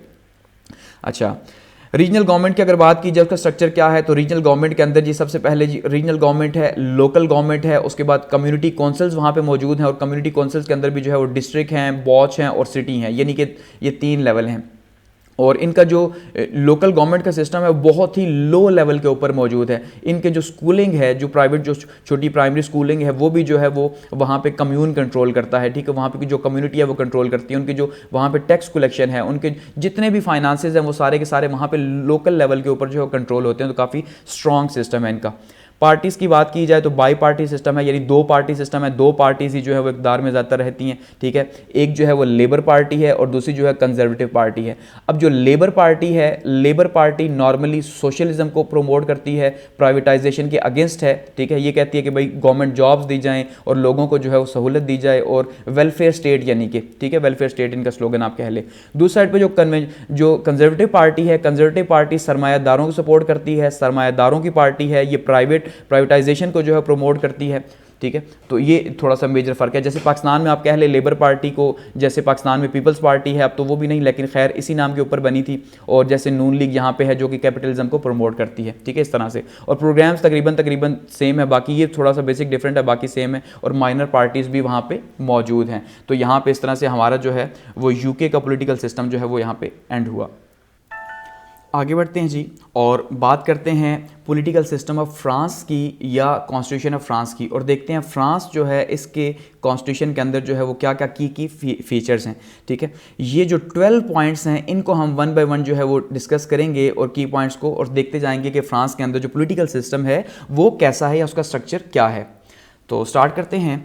सबसे पहले अगर बात करें बैकग्राउंड की, कि पस मंज़र की बात करते हैं। सबसे पहले फ्रांस के पस मंज़र की, कि फ्रांस जो है एक्चुअली में उसका कॉन्स्टिट्यूशन जो है जिसको हम स्टडी करने जा रहे हैं, या जो पॉलिटिकल सिस्टम है, जिस सियासी निज़ाम की हम बात कर रहे हैं, वो सियासी निज़ाम फ्रांस को मिला कैसे, ऐसे ही है। तभी हमें जाके समझ आएगी उसके कॉन्स्टिट्यूशन की कि वो क्यों इन चीज़ों के ऊपर बेस करता है, अदरवाइज़ हमें समझ नहीं आएगी, ठीक है। सबसे पहली बात अगर हम करें तो देखिए, हम यहाँ पे आप जब भी फ्रांस का कॉन्स्टिट्यूशन पढ़ेंगे तो उन्हें कहा जाएगा जी 5th रिपब्लिक, ठीक है। जब भी आप देखेंगे तो उसमें क्या बात होगी कि 5th रिपब्लिक के तहत ये हुआ, 5th रिपब्लिक के तहत। तो अब इस 5th रिपब्लिक का मतलब क्या है, अब आपको ये सारी समझ आएगी बात, ठीक है। सबसे पहले अगर बात करें जी तो फ्रांस को क्या कहा जाता है जी, फ्रेंच रिपब्लिक कहा जाता है। फ्रेंच रिपब्लिक मतलब कि यहाँ पे फ्रांस एक जमहूरी मुल्क है, जमहूरिया है, वहाँ पे आवाम जो है उसकी राय चलती है। दूसरा क्या है, वहाँ पे मोनार्की है, मोनार्की की एक हिस्ट्री रही है कि फ्रांस के अंदर पहले क्या थी, बादशाहत थी। कि अगर अभी वो जमहूरिया बना, ठीक है, डेमोक्रेटिक बना, तो उससे पहले वो डेमोक्रेटिक नहीं था, बल्कि वहाँ पे बादशाहत थी, और बहुत सख्त किस्म की बादशाहत फ्रांस के अंदर थी, ठीक है। आपने सुना होगा फ्रेंच रेवोल्यूशन का 1789 का, ठीक है, 1789 का जो इनकलाब फ्रांस जिसको कहा जाता है, और बहुत ज़्यादा उसे जो है वो याद किया जाता है, और अक्सर जो है उसका जिक्र होता है, इनकलाब फ्रांस आया, इनकलाब फ्रांस में ये हुआ, इनकलाब फ्रांस में। तो बहुत से लोग ये समझते हैं कि इनकलाब फ्रांस का मतलब ये है कि सिर्फ एक बार ही रेवोल्यूशन आया, और रेवोल्यूशन क्या था कि भाई बादशाह जो है या बादशाहत जो थी उसके खिलाफ आया, और उसके नतीजे के तौर पे जो है वो वहाँ पे अवाम की हुकूमत बन गई। तो ऐसा हरगिज़ नहीं, ठीक है, ऐसा हरगिज़ नहीं। सिर्फ ये फर्स्ट रेवोल्यूशन था और एक स्ट्रॉन्ग रेवोल्यूशन था, इसके बाद भी वहाँ पे रेवोल्यूशन आई और बादशाहत फिर भी मौजूद रही, ठीक है। तो इनकलाब फ्रांस को क्यों इतनी ज़्यादा इंपॉर्टेंस दी जाती है, उसकी वजह ये थी कि उससे पहले अवाम जो है उसके कोई राइट्स नहीं थे। बादशाह जो थी और बादशाहत ने जो है वो तबाही मचाई हुई थी हर साइड पे, उनकी मर्जी थी, जुल्म था, ज्यादती थी, ठीक है। अवाम से टैक्स लिए जाते, भारी बड़ी जुर्माने, अयाशियाँ की जाती, और अवाम के लिए कुछ भी ना किया जाता। यानी कि मुल्क जो है वो सिर्फ और सिर्फ बादशाहों का था, और बादशाह वहाँ पे अयाशी करते और अवाम को निचोड़ा जाता, क्योंकि अवाम जो है वो गुलाम थे। ये कॉन्सेप्ट था। तो इस वजह से वहाँ पे जो रेवोल्यूशन आया उस पे क्या हुआ, उसमें ये जो बादशाहत थी इसको उठा के फेंक दिया गया। यानी इस बादशाहत को जो 1789 तक मौजूद थी इसको ख़त्म किया गया। उसके नतीजे के तौर पे फर्स्ट टाइम अवाम की बात हुई कि भाई हम ग़ुलाम नहीं, हम आज़ाद हैं, और अगर हम आज़ाद हैं तो हमारे फिर राइट्स हैं, फंडामेंटल राइट्स हैं, बुनियादी हुकूक हैं। तो उन बुनियादी हुकूक के लिए सबसे पहले जो है यहाँ पर रेवोल्यूशन आया और स्ट्रगल की गई, ठीक है। अब जरा समझना है बात को कि रेवोल्यूशन आया फर्स्ट टाइम, ठीक है। रेवोल्यूशन के नतीजे के तौर पे यहाँ पे क्या हुआ जी, कि रेवोल्यूशन के नतीजे के तौर पे यहाँ पे बादशाहत ख़त्म हो गई, बादशाहत ख़त्म हुई, और ये अगेंस्ट किंगशिप था, यानी कि बादशाहत के ख़िलाफ़ था ये रेवोल्यूशन। और उसके बाद जब बादशाहत ख़त्म हुई तो यहाँ पे क्या हुआ, फर्स्ट रिपब्लिक इस्टेब्लिश हुआ, पहला रिपब्लिक। हमने बात की ना 5th रिपब्लिक, तो यहाँ पे फर्स्ट रिपब्लिक, यानी पहली बार जब बादशाहत ख़त्म हुई उसके बाद नया कानून बनाया गया, नया आइन बनाया गया। तो उस कॉन्स्टिट्यूशन के तहत फ्रांस क्या बना जी, फर्स्ट रिपब्लिक बना। लेकिन ये फर्स्ट रिपब्लिक जल्द ही फेल हो गया। फेल क्यों हुआ कि नेपोलियन बोनापार्ट जो है उसने क्या किया जी, वो बादशाह बना और बादशाह बन के उसने एक नई एम्पायर, नई रियासत जो है उसकी बुनियाद रख दी। तो वो जो एक आइनी निज़ाम मौजूद था वो फिर से ख़त्म हो गया, क्योंकि नेपोलियन बोनापार्ट की बादशाहत वहाँ पे स्टार्ट हो गई। ठीक है, उसके बाद क्या हुआ, नेपोलियन को शिकस्त हो गई। और शिकस्त कब हुई जी? शिकस्त हुई 1815 के अंदर। ठीक है, 1815 में नेपोलियन को शिकस्त हुई, लेकिन उसके बाद 1848 तक तकरीबन जो है वो मोनार्की रही, बादशाहत रही। 1848 तक क्या रही? बादशाहत रही। अब ये 1848 के अंदर बादशाहत खत्म हो गई, दोबारा से रेवोल्यूशन आया। ठीक है, और फिर क्या हुआ? सेकंड रिपब्लिक स्टैब्लिश हुआ। पहले फर्स्ट रिपब्लिक, उसके बाद सेकंड रिपब्लिक स्टैब्लिश हुआ, यानी कि दूसरी बार आइन बना और उसके तहत फ्रांस को सेकंड रिपब्लिक कहा गया, सिंपल। उसके बाद ये सेकंड रिपब्लिक भी फेल हो गया, क्योंकि नेपोलियन थर्ड यानी नेपोलियन का जो पोता था उसने क्या किया, दोबारा से एक एम्पायर क्रिएट कर दी, एक एम्पायर रियासत बना दी। ठीक है, फिर ये रियासत जो है कब खत्म हुई? जब फ्रांस और पर्शिया जो है, प्रोशिया जो जर्मनी जो बाद में बना, कुछ उसके रियासतें पोलैंड वगैरह इसके अंदर शामिल था। ठीक है, तो फ्रांस और प्रोशिया की जो वॉर हुई 1870 और 1871 यानी 1870 और 1871 के अंदर फ्रांस और जर्मनी जो है, प्रोशिया जो है, इसकी वॉर हुई। तो यहाँ पे क्या हुआ जी? सेकंड रिपब्लिक भी, ये जो नेपोलियन ने यहाँ पे क्रिएट किया था एम्पायर, वो फिर खत्म हो गई। उसके नतीजे के तौर पे यहाँ पे थर्ड रिपब्लिक आ गया, तीसरी बार एक तीसरा आइन बना और उसके तहत क्या कहा गया जी? कि ये थर्ड रिपब्लिक है। उसके बाद ये कॉन्स्टिट्यूशन जो है 1875 के अंदर जो है ये नहीं बना, इस थर्ड रिपब्लिक का, और ये इसके तहत फ्रांस को प्रेसिडेंशियल सिस्टम जो है वो डिक्लेयर किया गया कि फ्रांस के अंदर क्या है जी? सदारती निज़ाम होगा, सदर जो है वो हेड होगा पूरे के पूरे मुल्क का। उसके बाद ये सिस्टम चला 1940 तक। वर्ल्ड वॉर सेकेंड जब 1939 के अंदर जो है वो स्टार्ट हो गई और जर्मनी उसके अंदर जो है वो मेन लीडर था। तो जर्मनी ने क्या किया जी? 1940 में जो है वो फ्रांस के ऊपर कब्जा कर लिया। ठीक है, बात को समझ रहे हैं कि यहां पे थर्ड रिपब्लिक था। थर्ड रिपब्लिक 1940 तक चला। 1940 में क्या हुआ? जर्मनी ने कब्जा कर लिया फ्रांस के ऊपर। सो इसका मतलब कब्जा किया तो अगले 6 साल जो है तकरीबन जो है वो कब्जा रहा। तो दोबारा से वो रिपब्लिक, वो जो कॉन्स्टिट्यूशन चल रहा था वो खत्म हो गया। फिर 1946 में फोर्थ रिपब्लिक आया, यानी कि जब वो कब्जा खत्म हुआ, वर्ल्ड वॉर सेकेंड खत्म हुई, जर्मनी जो है उसको शिकस्त हो गई। तो जर्मनी की शिकस्त के बाद क्या हुआ कि जो फ्रांस था उसने चौथी बार एक आइन बनाया और उस आइन को जो है वो लागू किया और उसे कहा फोर्थ रिपब्लिक के चौथी बार ये अवाम की हुकूमत आई। बट चौथी बार अवाम की हुकूमत तो आई, लेकिन ये पॉलिटिकल इंस्टेबिलिटी का दौर था जो कि 1946 से 1958 तक रहा। इन 1946 से 1958 में तकरीबन 25 से 26 हुकूमतें जो हैं वो तब्दील हुई, क्योंकि बहुत ज़्यादा इंस्टेबिलिटी थी। ठीक है, फिर अल्जीरिया भी अलग हो गया। उसके नतीजे के तौर पर फिर क्या हुआ? जो फ्रांस ने कॉलोनी बनाई हुई थी वहाँ पर, तो फिर से फिफ्थ रिपब्लिक जो है वो आया 1958 के अंदर। यानी फिफ्थ रिपब्लिक का मतलब क्या है कि रेफरेंडम के थ्रू एक नया कॉन्स्टिट्यूशन जो है वो लागू किया गया 5वीं बार। और ये कॉन्स्टिट्यूशन जो है ये किसने लागू किया जी? चार्ल्स डी गॉली ने। और ये जो चार्ल्स डी गॉली है, ये जो ऊपर आपको एक जर्नल नजर आ रहा है, तो इसको कहा जाता है जी मॉडर्न फ्रांस का बाप। ठीक है, ये मॉडर्न फ्रांस के अबू जी हैं, जिनकी वजह से जो है फ्रांस में उसके बाद फिर जो है एक पूरे पूरा सिस्टम चला जिसको आज हम स्टडी कर रहे हैं। ठीक है, और ये क्या है? ये फिफ्थ रिपब्लिक है, यानी 5वीं बार अवाम की हुकूमत यहां पे आई और जो अभी तक चल रही है। आगे बढ़ते हैं और बात करते हैं जी फीचर्स की कि भाई फीचर्स क्या हैं। तो सबसे पहले आप ये समझ लें, जो फ्रांस का जो निज़ाम है, पॉलिटिकल सिस्टम है, वो सदारती है। ये तो आपको बता चुका हूं। ठीक है, अब अगर आप एक मिनट में समझें कि सदारती या पार्लियामेंट्री का बेसिक डिफरेंस क्या है, तो उसमें देखिए जो पार्लियामेंट्री सिस्टम होगा, जैसे पाकिस्तान के अंदर पार्लियामेंट्री है तो पार्लियामेंट का हेड कौन होता है? पीएम होता है, प्राइम मिनिस्टर। तो इसका मतलब क्या है कि वहां पे पीएम के पास सारी की सारी पावर्स होंगी, प्रैक्टिस करेगा, और जो सदर है वो सेरेमोनियल होगा। लेकिन जहां पे सदारती है वहां पे जो है वो पार्लियामेंट के पास पावर्स मौजूद होती हैं, लेकिन जो सदर है उसके पास ज़्यादा पावर्स होती हैं। जैसे जो है वो अमेरिका का हमने डिस्कस किया था कि वहां पे भी सदारती निज़ाम है। ठीक है, तो ये 4 अक्टूबर 1958 को यानी 4 अक्टूबर 1998 को जो है ये लागू हुआ, ये जो कॉन्स्टिट्यूशन बना। ठीक है, ये एक रिटन और ब्रीफ कॉन्स्टिट्यूशन है जिसके अंदर 89 आर्टिकल्स हैं और 16 चैप्टर्स मौजूद हैं। ठीक है, और इसमें जो सोवरेनिटी है वो लोगों की है, यानी जो हाकिमियत है, हाकिमियत आला जिसको हम कहते हैं, वो लोगों की है, अवाम की है। क्योंकि अवाम के वोट से जब लोग इलेक्ट होकर आएंगे तो जाहिर बात है अवाम जो है वो सुप्रीम है। ठीक है, अच्छा, यहाँ पे फंडामेंटल जो राइट्स हैं उनको डिस्कस नहीं किया गया। जरा बात को समझना है, इस नए कॉन्स्टिट्यूशन के अंदर जो बुनियादी हुकूक हैं उन बुनियादी हुकूक को डिस्कस नहीं किया गया, लेकिन जो इफ्तिताहिया है, ठीक है, इफ्तिताहिया के अंदर जो है वो डिक्लेरेशन ऑफ ह्यूमन राइट्स 1789 को शामिल किया गया। अब जब 1789 का इनकलाब आया था, जिसको हमने कहा इनकलाब फ्रांस जो है, तो उस इनकलाब के अंदर, क्योंकि वो इनकलाब किसके खिलाफ था? बादशाहत के खिलाफ था और अवाम के हक में था। तो इसका मतलब अवाम के लिए वो राइट्स लेके आया था, हकूक लेके आया था अवाम के लिए। तो वो बिल एक पास हुआ था उस टाइम पे, तो उस बिल को जो है प्रियम्बल या इफ्ताइया के तौर पे इस कॉन्स्टिट्यूशन के अंदर शामिल कर दिया गया। बाइकैमरल लेजिस्लेशन है, यानी कि दो ऐवानी जो है वो मुकन्ना है। इसके तहत दो ऐवानी में क्या है, लोअर हाउस को नेशनल असम्बली कहा जाता है जैसे पाकिस्तान के अंदर है कौमी असम्बली, और अपर हाउस को सेनेट कहा जाता है जैसे पाकिस्तान के अंदर, ठीक है। अच्छा, अथॉरिटेरियन है, अथॉरिटेरियन से मुराद ये है कि फ्रीडम जो है वो लेस है, क्योंकि फ्रांस के अंदर फेडरल सिस्टम है, ठीक है, यानी कि वहाँ पे फेडरेशन है, सदारती निज़ाम तो है लेकिन फेडरेशन है, तो फेडरेशन है और 16 जो है उसके तकरीबन सूबे, तो उसमें अगर सबसे इंपॉर्टेंट चीज़ देखी जाए तो फ्रांस में अथॉरिटेरियन सिस्टम को लागू किया गया, और उसकी बेसिक रीज़न क्या थी, क्योंकि वहाँ पे उस टाइम पे जो हालात चल रहे थे, यानी कि 1958 में क्योंकि इतनी ज़्यादा इंस्टेबिलिटी थी, तो वहाँ पे एक अथॉरिटी चाहिए थी, सेंट्रल अथॉरिटी जो कि पूरे के पूरे मुल्क को कंट्रोल करती, ठीक है। कॉन्स्टिट्यूशनल बॉडीज वहां पे मौजूद हैं, और तीन इस कॉन्स्टिट्यूशन के तहत जो है वो चार कॉन्स्टिट्यूशनल बॉडीज जो है वो बनाई गई कि भाई ये चार कॉन्स्टिट्यूशनल बॉडीज मौजूद होंगी जो कि अपने अपने पैरामीटर के अंदर काम करेंगी। जैसे कॉन्स्टिट्यूशनल काउंसिल बनाई गई, ठीक है, जो इलेक्शंस वगैरह को हैंडल करती है।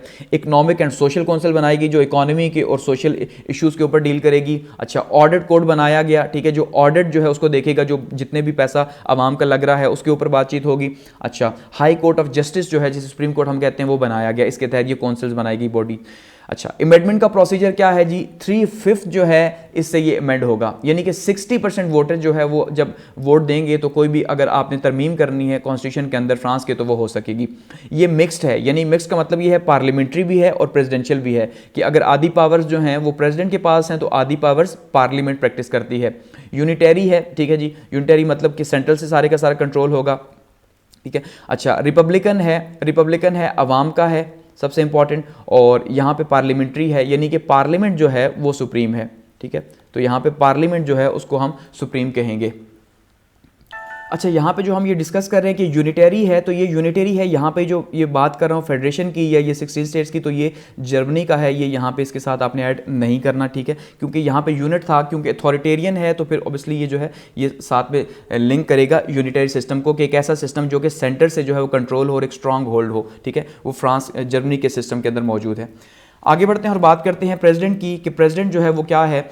तो प्रेसिडेंट को सबसे पहले अगर बात की जाए इसकी अपॉइंटमेंट की, अपॉइंटमेंट का प्रोसीजर क्या होगा, तो उसकी टर्म है 5 ईयर्स की, यानी 5 साल के लिए जो है उसको इलेक्ट किया जाएगा। डायरेक्ट इलेक्शंस होंगे और 2 राउंड या 2 बैलेट होंगे। अब 2 राउंड या 2 बैलेट का मतलब क्या है, यहाँ पे ज़रा समझिएगा कि 2 राउंड में ऐसा है कि जितने भी टॉप 2 कैंडिडेट्स हैं, ठीक है, जितने भी टॉप 2 कैंडिडेट्स हैं जो कि सबसे ज़्यादा जिन्होंने वोट लिए हैं, उनके बीच में जो है वो मुकाबला होगा दोबारा से, और उनके बीच में जब मुकाबला होगा तो उसमें जो एब्सोल्यूट मेजॉरिटी लेगा, ठीक है, उसको जो है फिर क्या किया जाएगा जी, उसको सदर इलेक्ट किया जाएगा। इसका मतलब होता है 2 राउंड्स कि एब्सोल्यूट मेजॉरिटी जो है वो किसी ना किसी एक के पास ज़रूर आए, ठीक है। और ये जितने भी इलेक्शंस हैं नॉर्मली ये संडेज़ को जो है वो यहाँ पे होते हैं। टॉप 2 कैंडिडेट्स जो हैं सेकंड बैलेट में उसको इलेक्ट किया जाएगा। अच्छा, पावर फंक्शंस की बात करें तो अपॉइंटमेंट ऑफ गवर्नमेंट, यानी कि सबसे पहले क्योंकि सदर है तो सदर सदारती निज़ाम है, तो ऑब्वियसली सदर अपने निज़ाम के तहत जो है फिर गवर्नमेंट भी अपॉइंट करेगा, या गवर्नमेंट के अंदर जो कैबिनेट है, ठीक है, वो अपनी कैबिनेट बनाएगा, प्राइम मिनिस्टर को जो है वो अनाउंस करेगा, उसको अपॉइंट करेगा। रेफरेंडम का जो हक है वो प्रेसिडेंट के पास मौजूद है। डिसोल्यूशन की पावर है, यानी अगर असम्बली को तहलील करना है, ठीक है, तो तहलील कर सकता है सदर। ऑर्डिनेंसेज इशू करेगा, अपॉइंटमेंट्स करेगा, किसकी जी, जुडिशियल अपॉइंटमेंट, जैसे एम्बेसडर्स की अपॉइंटमेंट्स हो गई, जजेस की अपॉइंटमेंट्स हो गई, ठीक है जी, ये सारे का सारा। इसी तरह जुडिशियल पावर्स के पास मौजूद है, जैसे जजेस की अपॉइंटमेंट, ठीक है। तो ये सारे का सारा क्या है जी, प्रेसिडेंशियल पावर्स हैं या सदर के पास पावर्स हैं जो ओरिजिनल में मौजूद हैं, ऐसा नहीं जैसे कि डमी या सेरेमोनियल, ठीक है। पार्लियामेंट की बात करते हैं तो पार्लियामेंट जो है 2 हाउसेस हैं। द लोअर हाउस जो है उसके अंदर 577 सीट्स हैं जिसको नेशनल असेंबली कहा जाता है, जो कि डायरेक्ट इलेक्शंस होते हैं और 5 ईयर टर्म्स के लिए जो है वो इलेक्ट होकर आते हैं। अपर हाउस की बात करें तो 321 सीट्स हैं जिसको सेनेट कहा जाता है, और इनकी जो टर्म है वो 9 ईयर्स की होती है, यानी 9 साल के लिए इलेक्ट होकर आते हैं, और 9 साल के लिए आते हैं, लेकिन उसमें 1/3 जो हैं वो रिटायर हो जाते हैं 3 साल के बाद, ठीक है। 3 साल के बाद जो हैं वो 1/3 वहाँ से रिटायर हो जाएंगे और उनकी जगह नए लोग आ जाएंगे। पावर और फंक्शंस की बात की जाए तो जो नेशनल असम्बली है, ठीक है, अब यहाँ पे थोड़ा सा इनका सिस्टम थोड़ा सा उल्टा है फ्रांस का। उल्टे से मुराद ये है कि वहाँ पे कुछ और तरह से सिस्टम चलता है, तो वहाँ पे क्योंकि सदारती है तो जाहिर बात है पार्लियामेंट तो मौजूद है कि पार्लियामेंट उनके पास है, लेकिन ऑब्वियसली पार्लियामेंट के पास भी ताकत है, लेकिन उससे ज़्यादा जो ताकत है वो सदर के पास है, ऐसा ही है। तो जो पार्लियामेंट्री सिस्टम है उसमें सारी पावर पार्लियामेंट के पास है, लेकिन सदारती निज़ाम में ज़्यादातर जो पावर है वो सदर के पास होती है। इसलिए यहाँ पे पावर्स असम्बली की मौजूद तो हैं, असम्बली ने प्रैक्टिस भी करती है, लेकिन फिर भी जो फाइनल डिसीजन है वो सदर के पास ही होता है। ठीक है। अच्छा, लेजिस्लेटिव पावर्स है असम्बली के पास, ऑर्डिनेंसेज यानी कि पास कर सकती है। अच्छा, एग्जेक्टिव पावर्स हैं कि एग्जेक्टिव किसी भी को भी, जितने भी इदारे हैं उनके जो मिनिस्टर्स हैं जी, ठीक है, जो वजारतों के, उनको बुला के उनसे पूछा जा सकता है, उनकी वजारत की कारकर्दगी जो है वो पूछी जा सकती है। अच्छा, इन्वेस्टिगेशन करवाई जा सकती है कि भाई किसी भी इदारे में जो है वो क्या हो रहा है, बिल्कुल वैसे जैसे पाकिस्तान के अंदर ये राइट्स मौजूद हैं। अच्छा, अमेंडमेंट पावर है, कोई भी तरमीम करनी हो तो ये तरमीम जो है वो कर सकते हैं। बात करते हैं जी पीएम की यानी प्राइम मिनिस्टर की, तो यहाँ पे क्योंकि सदारती निज़ाम है तो प्राइम मिनिस्टर जो है यानी जो वज़ीर आज़म साहब हैं फ्रांस के अंदर वो बराए नाम है। ठीक है। पावर और फंक्शन क्या है कि प्राइम मिनिस्टर जो है वो एक्चुअली में सदर साहब को जो है वो उसके असिस्टेंट हैं और उनकी हेल्प करते हैं। अपॉइंटमेंट्स करते हैं सिविल और मिलिट्री, यानी सिविल और मिलिट्री अपॉइंटमेंट्स जो हैं वो वज़ीर आज़म साहब की होती हैं। और इसके अलावा लेकिन किसके ऊपर सदर साहब करते हैं, सदर साहब ही हैं, लेकिन ये उनकी हेल्प करते हैं साथ में। अच्छा, क्या करते हैं जी, गवर्नमेंट के जितने प्रोग्राम्स हैं वो सारे के सारे प्रोग्राम्स जो है उनको असम्बली में पेश किया जाता है, या कहीं पे प्रेजेंट करना हो तो वो काम किसका है जी, प्राइम मिनिस्टर साहब का, कि वो वज़ीर आज़म साहब ये काम करते हैं असम्बली के अंदर।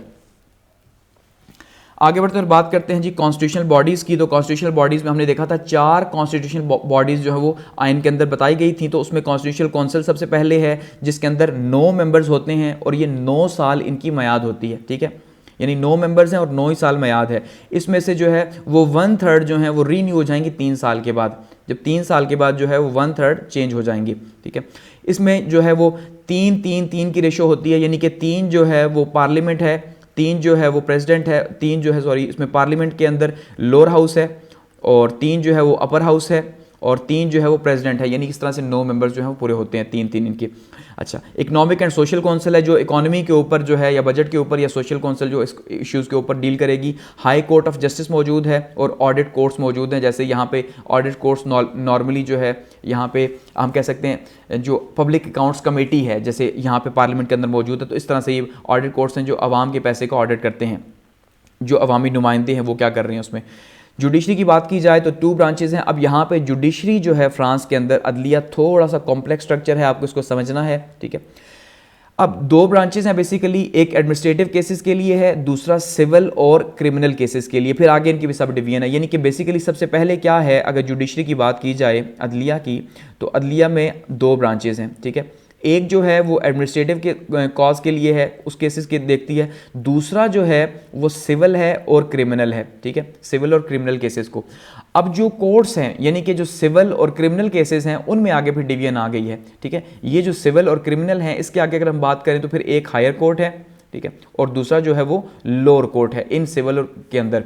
अब क्रिमिनल कोर्ट्स के अंदर अगर बात करें तो courts of correction and police court हैं, यानी जो क्रिमिनल कोर्ट्स हैं यहाँ पे, ये क्रिमिनल कोर्ट्स इसके अंदर क्या है, एक तो कोर्ट ऑफ करेक्शन है, ठीक है, और दूसरा जो है इसके अंदर मौजूद है पुलिस कोर्ट्स। तो इस तरह से ये स्टेप बाय स्टेप प्रोसीजर एक मौजूद है। इसके अलावा 35 कोर्ट्स ऑफ अपील हैं कि कहीं पे भी जो है वो अपील की जा सकती है।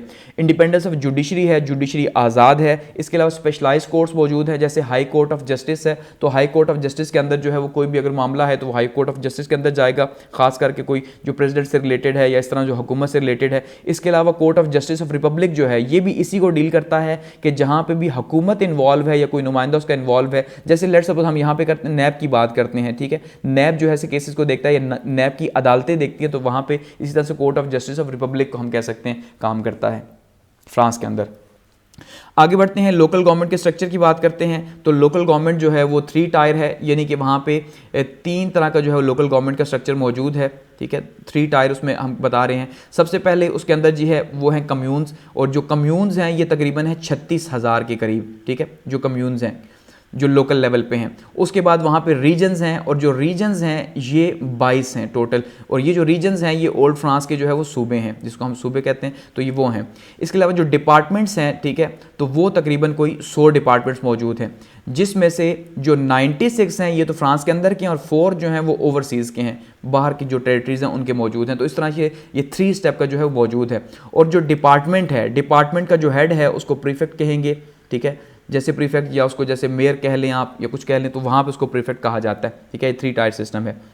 पॉलिटिकल पार्टीज़ की बात करें तो बहुत सी पॉलिटिकल पार्टीज़ है वहाँ पे पाकिस्तान की तरह। ठीक है, काफ़ी ज़्यादा एक कॉम्प्लेक्स स्ट्रक्चर है, और पावर के लिए जो है वो हमेशा कोशिश की जाती है। जैसे आप यहाँ पे देखें कि पावर के लिए कुछ भी किया जा सकता है, मॉरल वैल्यूज़ जो एक साइड पे, लेकिन पावर इंपॉर्टेंट है, तो वहाँ पे भी इसी तरह से है। एक किस्म तो पॉलिटिकल पार्टीज उस वजह से वीक भी हैं। वीक क्यों है? क्योंकि जब बहुत ज़्यादा पार्टीज़ होंगी तो ऑब्वियसली फिर बहुत ज़्यादा राय भी वहाँ पे मौजूद होगी। और इंस्टेबिलिटी है क्योंकि वेरिंग आइडियाज़ हैं कि पॉलिटिकल पार्टीज ज़्यादा हैं, हर एक अलग अलग जो है वो बात कर रही है, तो आवाम भी जो है वहाँ पे तकसीम है। इन्फ्लुएंस है इनका इलेक्टोरल सिस्टम के ऊपर, ठीक है। और यहाँ पे ये आप देख लें कुछ पार्टीज फ्रांस की मौजूद हैं इनके अपने लोगों के साथ, तो ये बहुत ज़्यादा जो है फ्रांस के अंदर पार्टीज मौजूद हैं वहाँ पे। तो यहाँ पे जो है फ्रांस का पॉलिटिकल सिस्टम भी एंड हुआ। आगे बढ़ते हैं और बात करते हैं पॉलिटिकल सिस्टम ऑफ जर्मनी की, यानी कि जर्मन कॉन्स्टिट्यूशन जो है उसके की फीचर्स देखते हैं और देखते हैं कि वहाँ का स्ट्रक्चर जो है वो कैसा है, ठीक है। तो इन 9 पॉइंट्स को जो है हम डिस्कस करेंगे, इनके की पॉइंट्स को, और देखेंगे कि वहाँ का पॉलिटिकल सिस्टम कैसा है। सबसे पहले बात करते हैं जी बैकग्राउंड की, यानी कि पस मंज़र जो है वो क्या है। तो पस मंज़र में हम क्या देखेंगे कि जो जर्मनी है इस टाइम पे जो मौजूदा जिसको हम जर्मनी कहते हैं, ये जर्मनी इस ओरिजिनल फॉर्म में, इस फॉर्म में कैसे आया और ये कॉन्स्टिट्यूशन जो है वो क्यों जो है लागू हुआ वहाँ पे। तो उसमें सबसे पहले अगर हम देखें तो फेडरल रिपब्लिक ऑफ जर्मनी, यानी कि जर्मनी को क्या कहा जाता है? Federal Republic of Germany. एक फेडरेशन है और रिपब्लिक है, ठीक है जी। 16 जो है इसकी स्टेट्स हैं या 16 सूबे जिसको हम कह लें, तो इसका मतलब ये फेडरेशन है। अच्छा, यूनिफाइड नेशन है 1871 से, 1871 से यानी ये यूनिफाइड हुई। उससे पहले ये अलग अलग जो है वो मुल्कों के कंट्रोल में था। तो 1871 के अंदर जो है उसको क्या किया गया? एक मुल्क बनाया गया और एक सिस्टम के अंडर किया गया। और किसने किया जी? फादर ऑफ यूनाइटेड जर्मनी कौन है, यानी कि जर्मनी को यूनाइट करने वाला शख्स कौन है? बिस्मार्क है। और ये 1871 से 1890 तक जो है वो जर्मनी का चांसलर रहा। अब चांसलर जैसे यहाँ पे प्राइम मिनिस्टर होता है, ठीक है, तो यहाँ पे प्राइम मिनिस्टर है बाकी मुल्कों के अंदर, तो जर्मनी में उसे चांसलर कहा जाता है। तो ये जो सामने आपको पिक्चर नज़र आ रही है ये जर्मनी के उस बंदे की यानी बिस्मार्क की है, जिसने जर्मनी को अलग अलग रियासतों को जो है वो एक जो है वो मुल्क बनाया, ठीक हो गया, या एक रियासत बनाया। उसके बाद जी वर्ल्ड वॉर फर्स्ट में जो है ये, यानी कि इसी तरह निज़ाम चलता रहा, लेकिन उसके बाद क्या हुआ? वर्ल्ड वॉर फर्स्ट हुई। और वर्ल्ड वॉर फर्स्ट में हम ये जानते हैं कि जो जर्मनी था 1914 से 1918 तक वर्ल्ड वॉर फर्स्ट रही और जर्मनी इसका मेन प्लेयर रहा। जर्मनी ने ही जो है वर्ल्ड वॉर फर्स्ट स्टार्ट की। तो ऐसे में जब जर्मनी ने स्टार्ट की, एक साइड पे जो है वो जर्मनी था, दूसरी साइड पे अलाइड पावर्स थी। तो ऐसे में जर्मनी को जो है वो शिकस्त हुई। तो जब जर्मनी को शिकस्त हुई तो उसके बाद एक ट्रीटी साइन की गई, ट्रीटी ऑफ वर्सलीज। ये ट्रीटी जो है काफ़ी फेमस ट्रीटी है। इस ट्रीटी के तहत क्या किया गया? एक तो जितना भी वॉर का जो एक्सपेंडिचर था तकरीबन $30 मिलियन के करीब, ठीक है, तो वो सारे का सारा जर्मनी के ऊपर जुर्माना डाला गया कि भाई तुमने पे करना है, तुम्हारी गलती से हुआ। दूसरा, इसके तहत इसकी आर्मी जो है जर्मनी की उसको कम किया गया, ठीक है, और उनके जो बजट वगैरह है उसके ऊपर उनको जुर्माने वगैरह डाले गए ताकि दोबारा से जर्मनी जो है वो अपने पाँव के ऊपर खड़ा होकर फिर से किसी और जंग के लिए खड़ा ना हो जाए, ठीक है। तो ये जो ट्रीटी थी, ट्रीटी ऑफ वर्सलीज, ये काफ़ी ज़्यादा यानी कि इसकी टर्म्स ऐसी थी जिसमें जो जर्मनी है उसकी जर्मन्स जो हैं उन्होंने काफ़ी ज़्यादा तज़हीक महसूस की कि यार ये हमारी बहुत ज़्यादा बेइज्जती है, ठीक है। तो ऐसे में जो नाजी पार्टी थी जर्मनी की, जो हिटलर की पार्टी थी बाद में जो बनी, तो ये नाजी पार्टी जो है ये काफ़ी ज़्यादा तनकीद किया करती थी जर्मन हुकूमत के ऊपर उस टाइम की कि भाई आपने जो है वो ऐसी टर्म्स क्यों मानी। तो ऐसे में जो है फिर हमने देखा कि नाजी पार्टी बाद में जो है हिटलर जो है उसको कहा गया कि भाई आपने जासूसी करनी है नाजी पार्टी की कि वो कहीं कोई ऐसी बातें ना करें जो हुकूमत के खिलाफ हों। लेकिन हमने देखा कि जो हिटलर है वो एक्चुअली में इनकी बातों से मुतासिर हुआ और बाद में उसी ने नाजी पार्टी ज्वाइन की और बाद में वो चांसलर बना जर्मनी का और फिर वर्ल्ड वॉर सेकंड उसने करवाई, ठीक है। यानी तो एम्पायर जो है वो 1900 उसके बाद जब ये जो ट्रीटी ऑफ वर्सलीज थी, ठीक है, वर्ल्ड वॉर फर्स्ट के बाद, उसके बाद क्या हुआ? एक नया कॉन्स्टिट्यूशन बनाया गया। 1919 का कॉन्स्टिट्यूशन जर्मनी के अंदर बनाया गया और इस कॉन्स्टिट्यूशन के तहत जो एम्पायर थी, जो ठीक है रियासत थी, सल्तनत थी, उस सल्तनत को कन्वर्ट कर दिया गया रिपब्लिक के अंदर, एक डेमोक्रेटिक कंट्री के अंदर कन्वर्ट कर दिया गया और उसको नाम दिया गया वेमर रिपब्लिक का। यानी कि जो जर्मनी था, जर्मनी का नाम चेंज होकर इस कॉन्स्टिट्यूशन के तहत क्या हो गया? वेमर रिपब्लिक हो गया। उसके बाद क्या हुआ? हिटलर जो है उसने फिर जैसे मैंने कहा नाजी पार्टी से होता हुआ वो ऊपर आया और 1932 में जो है जर्मनी का हेड बना। उसके बाद 1933 में जो है वो चांसलर जब बना, फुल कंट्रोल उसके पास आया, तो उसने क्या किया? फिर आहिस्ता आहिस्ता पूरे का पूरा दोबारा से एक जंग के लिए, एक नई जंग के लिए जो है जर्मन्स को तैयार किया और उन्हें बताया कि भाई फर्स्ट वर्ल्ड वॉर जो है उसके बाद हमारी कितनी ज़्यादा बेइज्जती हुई, तो इसलिए अब आपको दोबारा से लड़ना होगा और जो जर्मन नस्ल है वो सबसे ऊपर है और आपको अपनी दिफा का हक है, आप दूसरों को मारें, खुद ऊपर रहें। यानी इस तरह से उसने पूरा एक जो है फाशिज्म का सिस्टम बिल्ड किया, और उस फाशिज्म के सिस्टम के थ्रू जो साथ में इटली के अंदर भी उस टाइम पे फॉलो हो रहा था, तो उसमें क्या हुआ कि पूरे की पूरी जर्मन कौम को जो है आप कह सकते हैं कि एक किस्म का जो है वो उनका माइंड कंट्रोल कर लिया गया कि भाई आपने जो है वो लड़ना ही लड़ना है, आप सुपीरियर हैं, आपका ये जिहाद है, ठीक है। तो उसके बाद क्या हुआ, वर्ल्ड वॉर सेकंड हुई। वर्ल्ड वॉर सेकंड में जर्मनी जो है उसको दोबारा से शिकस्त हो गई, और वर्ल्ड वॉर सेकंड 1939 से 1945 तक हुई। तो 1945 में जब जर्मनी को शिकस्त हुई तो उसके बाद सबको जो है वो याल्टा कॉन्फ्रेंस भी हुई, और वहाँ पे जो है वो फ्रांस के अंदर जो है बहुत से लोगों को, जर्मनी के अंदर सॉरी, वहाँ पे सजाएं दी गई, उनको लटकाया गया, जितने भी वॉर क्राइम्स हुए थे। हिटलर ने तो खुदकुशी कर ली थी। तो ये जो याल्टा कॉन्फ्रेंस थी 1946 की, इसके तहत जो है क्या फैसला हुआ कि अब जर्मनी दोबारा से फिर थर्ड टाइम कोई ऐसी हरकत ना करे, तो जर्मनी को अलाइड जो पावर्स थी उन्होंने 4 हिस्सों में तकसीम कर लिया, अपने पास एक एक हिस्सा रख लिया, ठीक है। और ख़ास करके जो है वो ईस्ट जर्मनी जो है और वेस्ट जर्मनी जो है उसको अलग कर दिया, ईस्ट और वेस्ट को जुदा कर दिया। बाद में यहाँ पे फिर दीवार भी बना दी गई, ठीक है।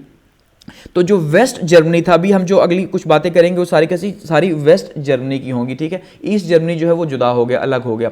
तो जो वेस्ट जर्मनी था ईस्ट और वेस्ट में कन्वर्ट हो गया, और रिपब्लिक ऑफ जो बना, नई स्टेट जो बनी, नई हुकूमत जो बनी, वो क्या बनी, फेडरल रिपब्लिक ऑफ जर्मनी बना, जो कि 1949 सितंबर 21 को जो है ये नया कॉन्स्टिट्यूशन जो है इनका सामने आया, ठीक है।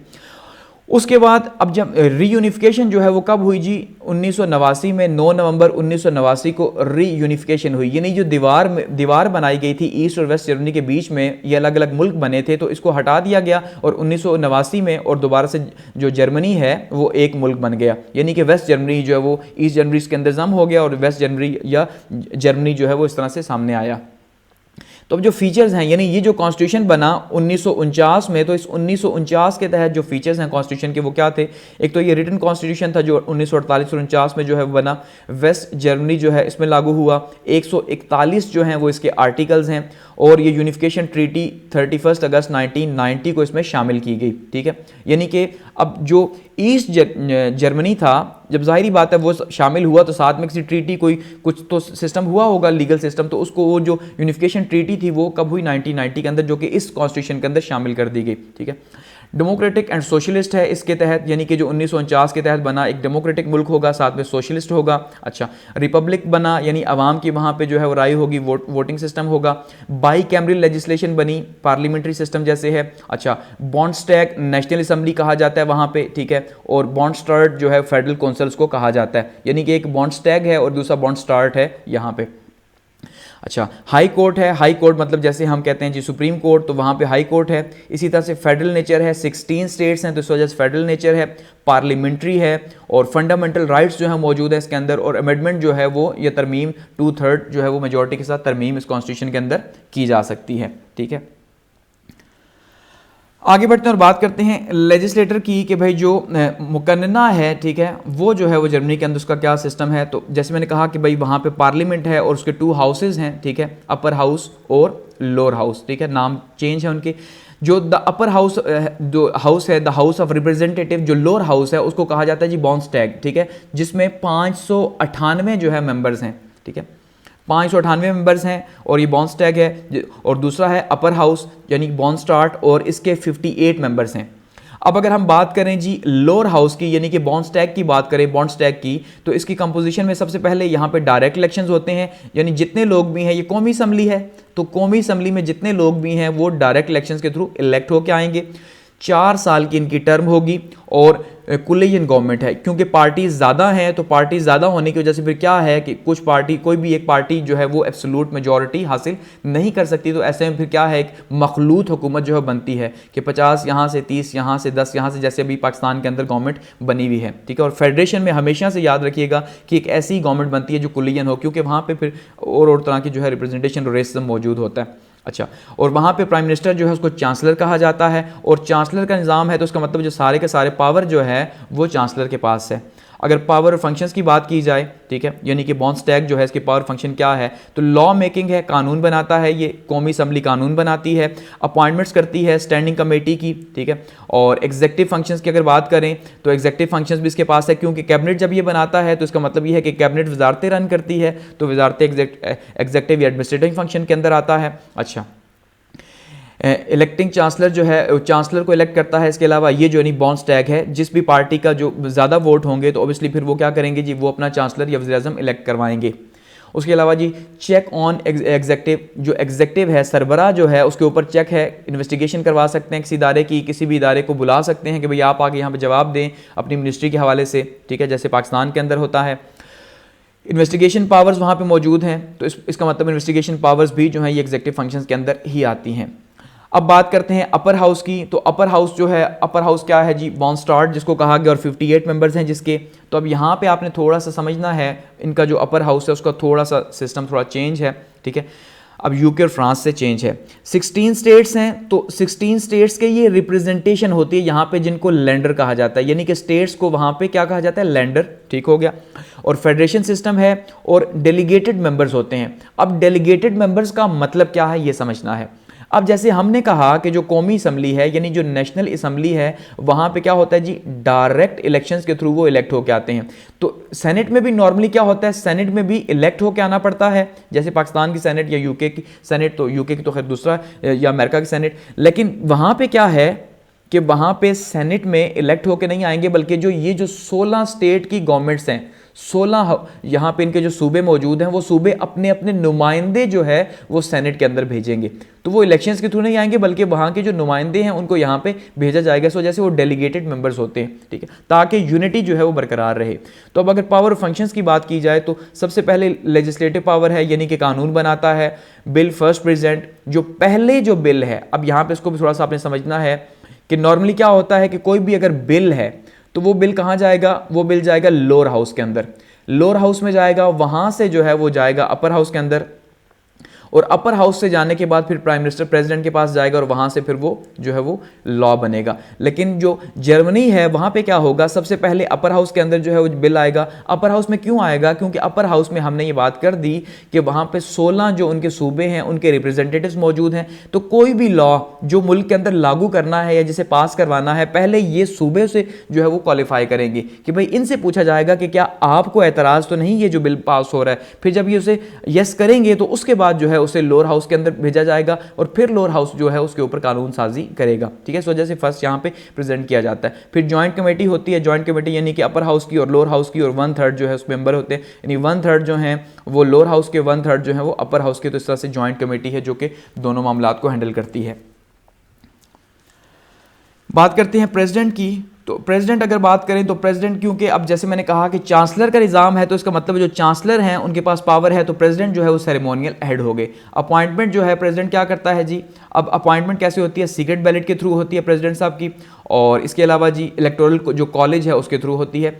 स्टेट और सेंटर जो है उसके लिए होता है, यानी कि क्योंकि ऐसा होगा जो सेंटर और स्टेट दोनों को लेके चल रहा है, और कम से कम उसकी एज जो है वो 40 साल ज़रूर होनी चाहिए, इससे कम ना हो। जैसे पाकिस्तान के अंदर 45 ईयर्स है, अच्छा, और टर्म जो है वो 5 ईयर्स की होनी चाहिए, 5 साल की टर्म है उनके प्रेसिडेंट की। अब पावर और फंक्शंस की बात की जाए तो हेड ऑफ द स्टेट है सबसे पहली बात, और दूसरा अपॉइंटमेंट ऑफ गवर्नमेंट है, गवर्नमेंट की जितनी अपॉइंटमेंट्स है वो प्रेसिडेंट करता है, लेकिन चांसलर की एडवाइस के ऊपर। अच्छा, चांसलर एंड कैबिनेट, जैसे कि चांसलर की अपॉइंटमेंट कौन करेगा, सदर साहब करेंगे, कैबिनेट की अपॉइंटमेंट कौन करेगा, सदर साहब करेंगे, लेकिन किसके ऊपर, एडवाइस के ऊपर चांसलर की, ठीक है। अच्छा, पहले चांसलर को अपॉइंट करेगा, फिर चांसलर जो है वो बताएगा तो कैबिनेट का, तो फिर एडवाइस करेगा तो फिर कैबिनेट को अपॉइंट किया जाएगा। डिसोल्यूशन ऑफ असम्बली जो है जब चांसलर कहेगा तो डिसॉल्व करेगा सदर असम्बली को।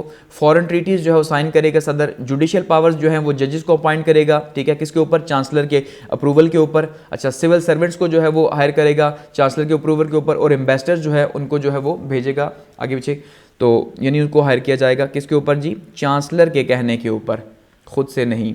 अब चांसलर की अगर बात की जाए तो क्योंकि वहाँ पे सिस्टम ही चांसलर का है, तो इसका मतलब है एब्सोल्यूट जो पावर है वो किसके पास है, वो चांसलर साहब के पास मौजूद है। तो चांसलर जो है वहाँ पे पावर को एंजॉय करता है।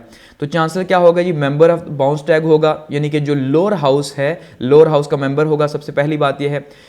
चीफ एग्जेक्टिव होगा, चीफ एग्जेक्टिव क्योंकि सारा निज़ाम जब चला रहा ये है तो सरबराह इसका मतलब क्या है, सरबराह कौन है, वो चांसलर है पूरे के पूरे मुल्क का। अच्छा, पावर और फंक्शंस की अगर बात की जाए कि पावर क्या है, फंक्शंस क्या है, तो एग्जेक्टिव फंक्शंस है। सबसे पहले तो सरबराह है, तो इसका मतलब पूरा मुल्क जो है उसको चलाना या उसके इदारों को जो है वो चलाना, वो किसका काम है, वो चांसलर साहब का काम है। एडमिनिस्ट्रेटिव हेड है, हर पूरे के पूरे मुल्क का एडमिनिस्ट्रेटिव हेड है। लेजिस्लेटिव पावर्स हैं उसके पास, चांसलर जो है वो कानून बनाएगा क्योंकि पहले तो उसी की मर्जी होगी, उसके बाद असम्बली में पेश किया जाएगा। अपॉइंटमेंट्स ऑफ मिनिस्टर्स जो है, मिनिस्टर्स को जो है वो अपॉइंट करेगा कौन जी, चांसलर साहब। आगे बढ़ते हैं और बात करते हैं द फेडरल कॉन्स्टिट्यूशनल कोर्ट की, कि फेडरल कॉन्स्टिट्यूशनल कोर्ट या जिसको हम सुप्रीम कोर्ट कहते हैं पाकिस्तान के अंदर, वो वहाँ पे कैसा है। तो फेडरल कॉन्स्टिट्यूशन कोर्ट के अंदर 16 जजेस होंगे और जो 16 जजेस हैं ये 8-8 की रेशो से होंगे, यानी कि 8 जो जजेस हैं वो लोअर हाउस के होंगे और 8 जो हैं वो सेनेट के होंगे। तो इस तरह से ये 16 जजेस होंगे और 2/3 वोट्स जिस जज को रिसीव होगा वो जज बनेगा, यानी असम्बली के अंदर जब वोटिंग होगी जज के लिए तो 2/3 मेजॉरिटी लेना ज़रूरी है जज के लिए। अच्छा, 2 पैनल्स होंगे, 2 पैनल्स में जी बिल ऑफ राइट्स है, ठीक है, और दूसरा जी अमंग स्टेट्स है, कि बिल ऑफ राइट्स में एक में होगा, दूसरा स्टेट्स के बीच में होगा, 2 पैनल्स का जो होगा। उसके बाद पावर एंड फंक्शन की अगर बात की जाए कि इनके पावर और फंक्शन क्या है, यानी कि जो फेडरल कॉन्स्टिट्यूशनल कोर्ट के, तो उसमें इंटरप्रिटेशन ऑफ कॉन्स्टिट्यूशन है कि कॉन्स्टिट्यूशन जो है, आइन जो है उसकी इंटरप्रिटेशन करेगा। फेडरल एंड स्टेट लॉज जो हैं उनके बीच में फैसला करेगा या उनकी जो है इंटरप्रिटेशन होगी। इसी तरह से अगर कोई इशू पैदा हो जाता है फेडरेशन के बीच में या स्टेट्स के बीच में तो उसका जो केस जाएगा वो कहाँ पे जाएगा, फेडरल कॉन्स्टिट्यूशन कोर्ट के अंदर जाएगा और वो उस इशू को देखेगा।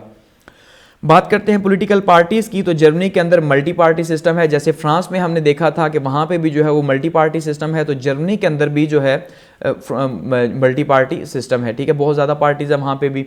तो उनमें जो बड़ी बड़ी पार्टीज़ है उसमें सोशल डेमोक्रेटिक पार्टी है SPD जिसको कहा जाता है, क्रिश्चियन डेमोक्रेटिक पार्टी है CDU, ग्रीन पार्टी है और पार्टी ऑफ डेमोक्रेटिक सोशलिज्म, ये जो बड़ी बड़ी पार्टीज़ हैं।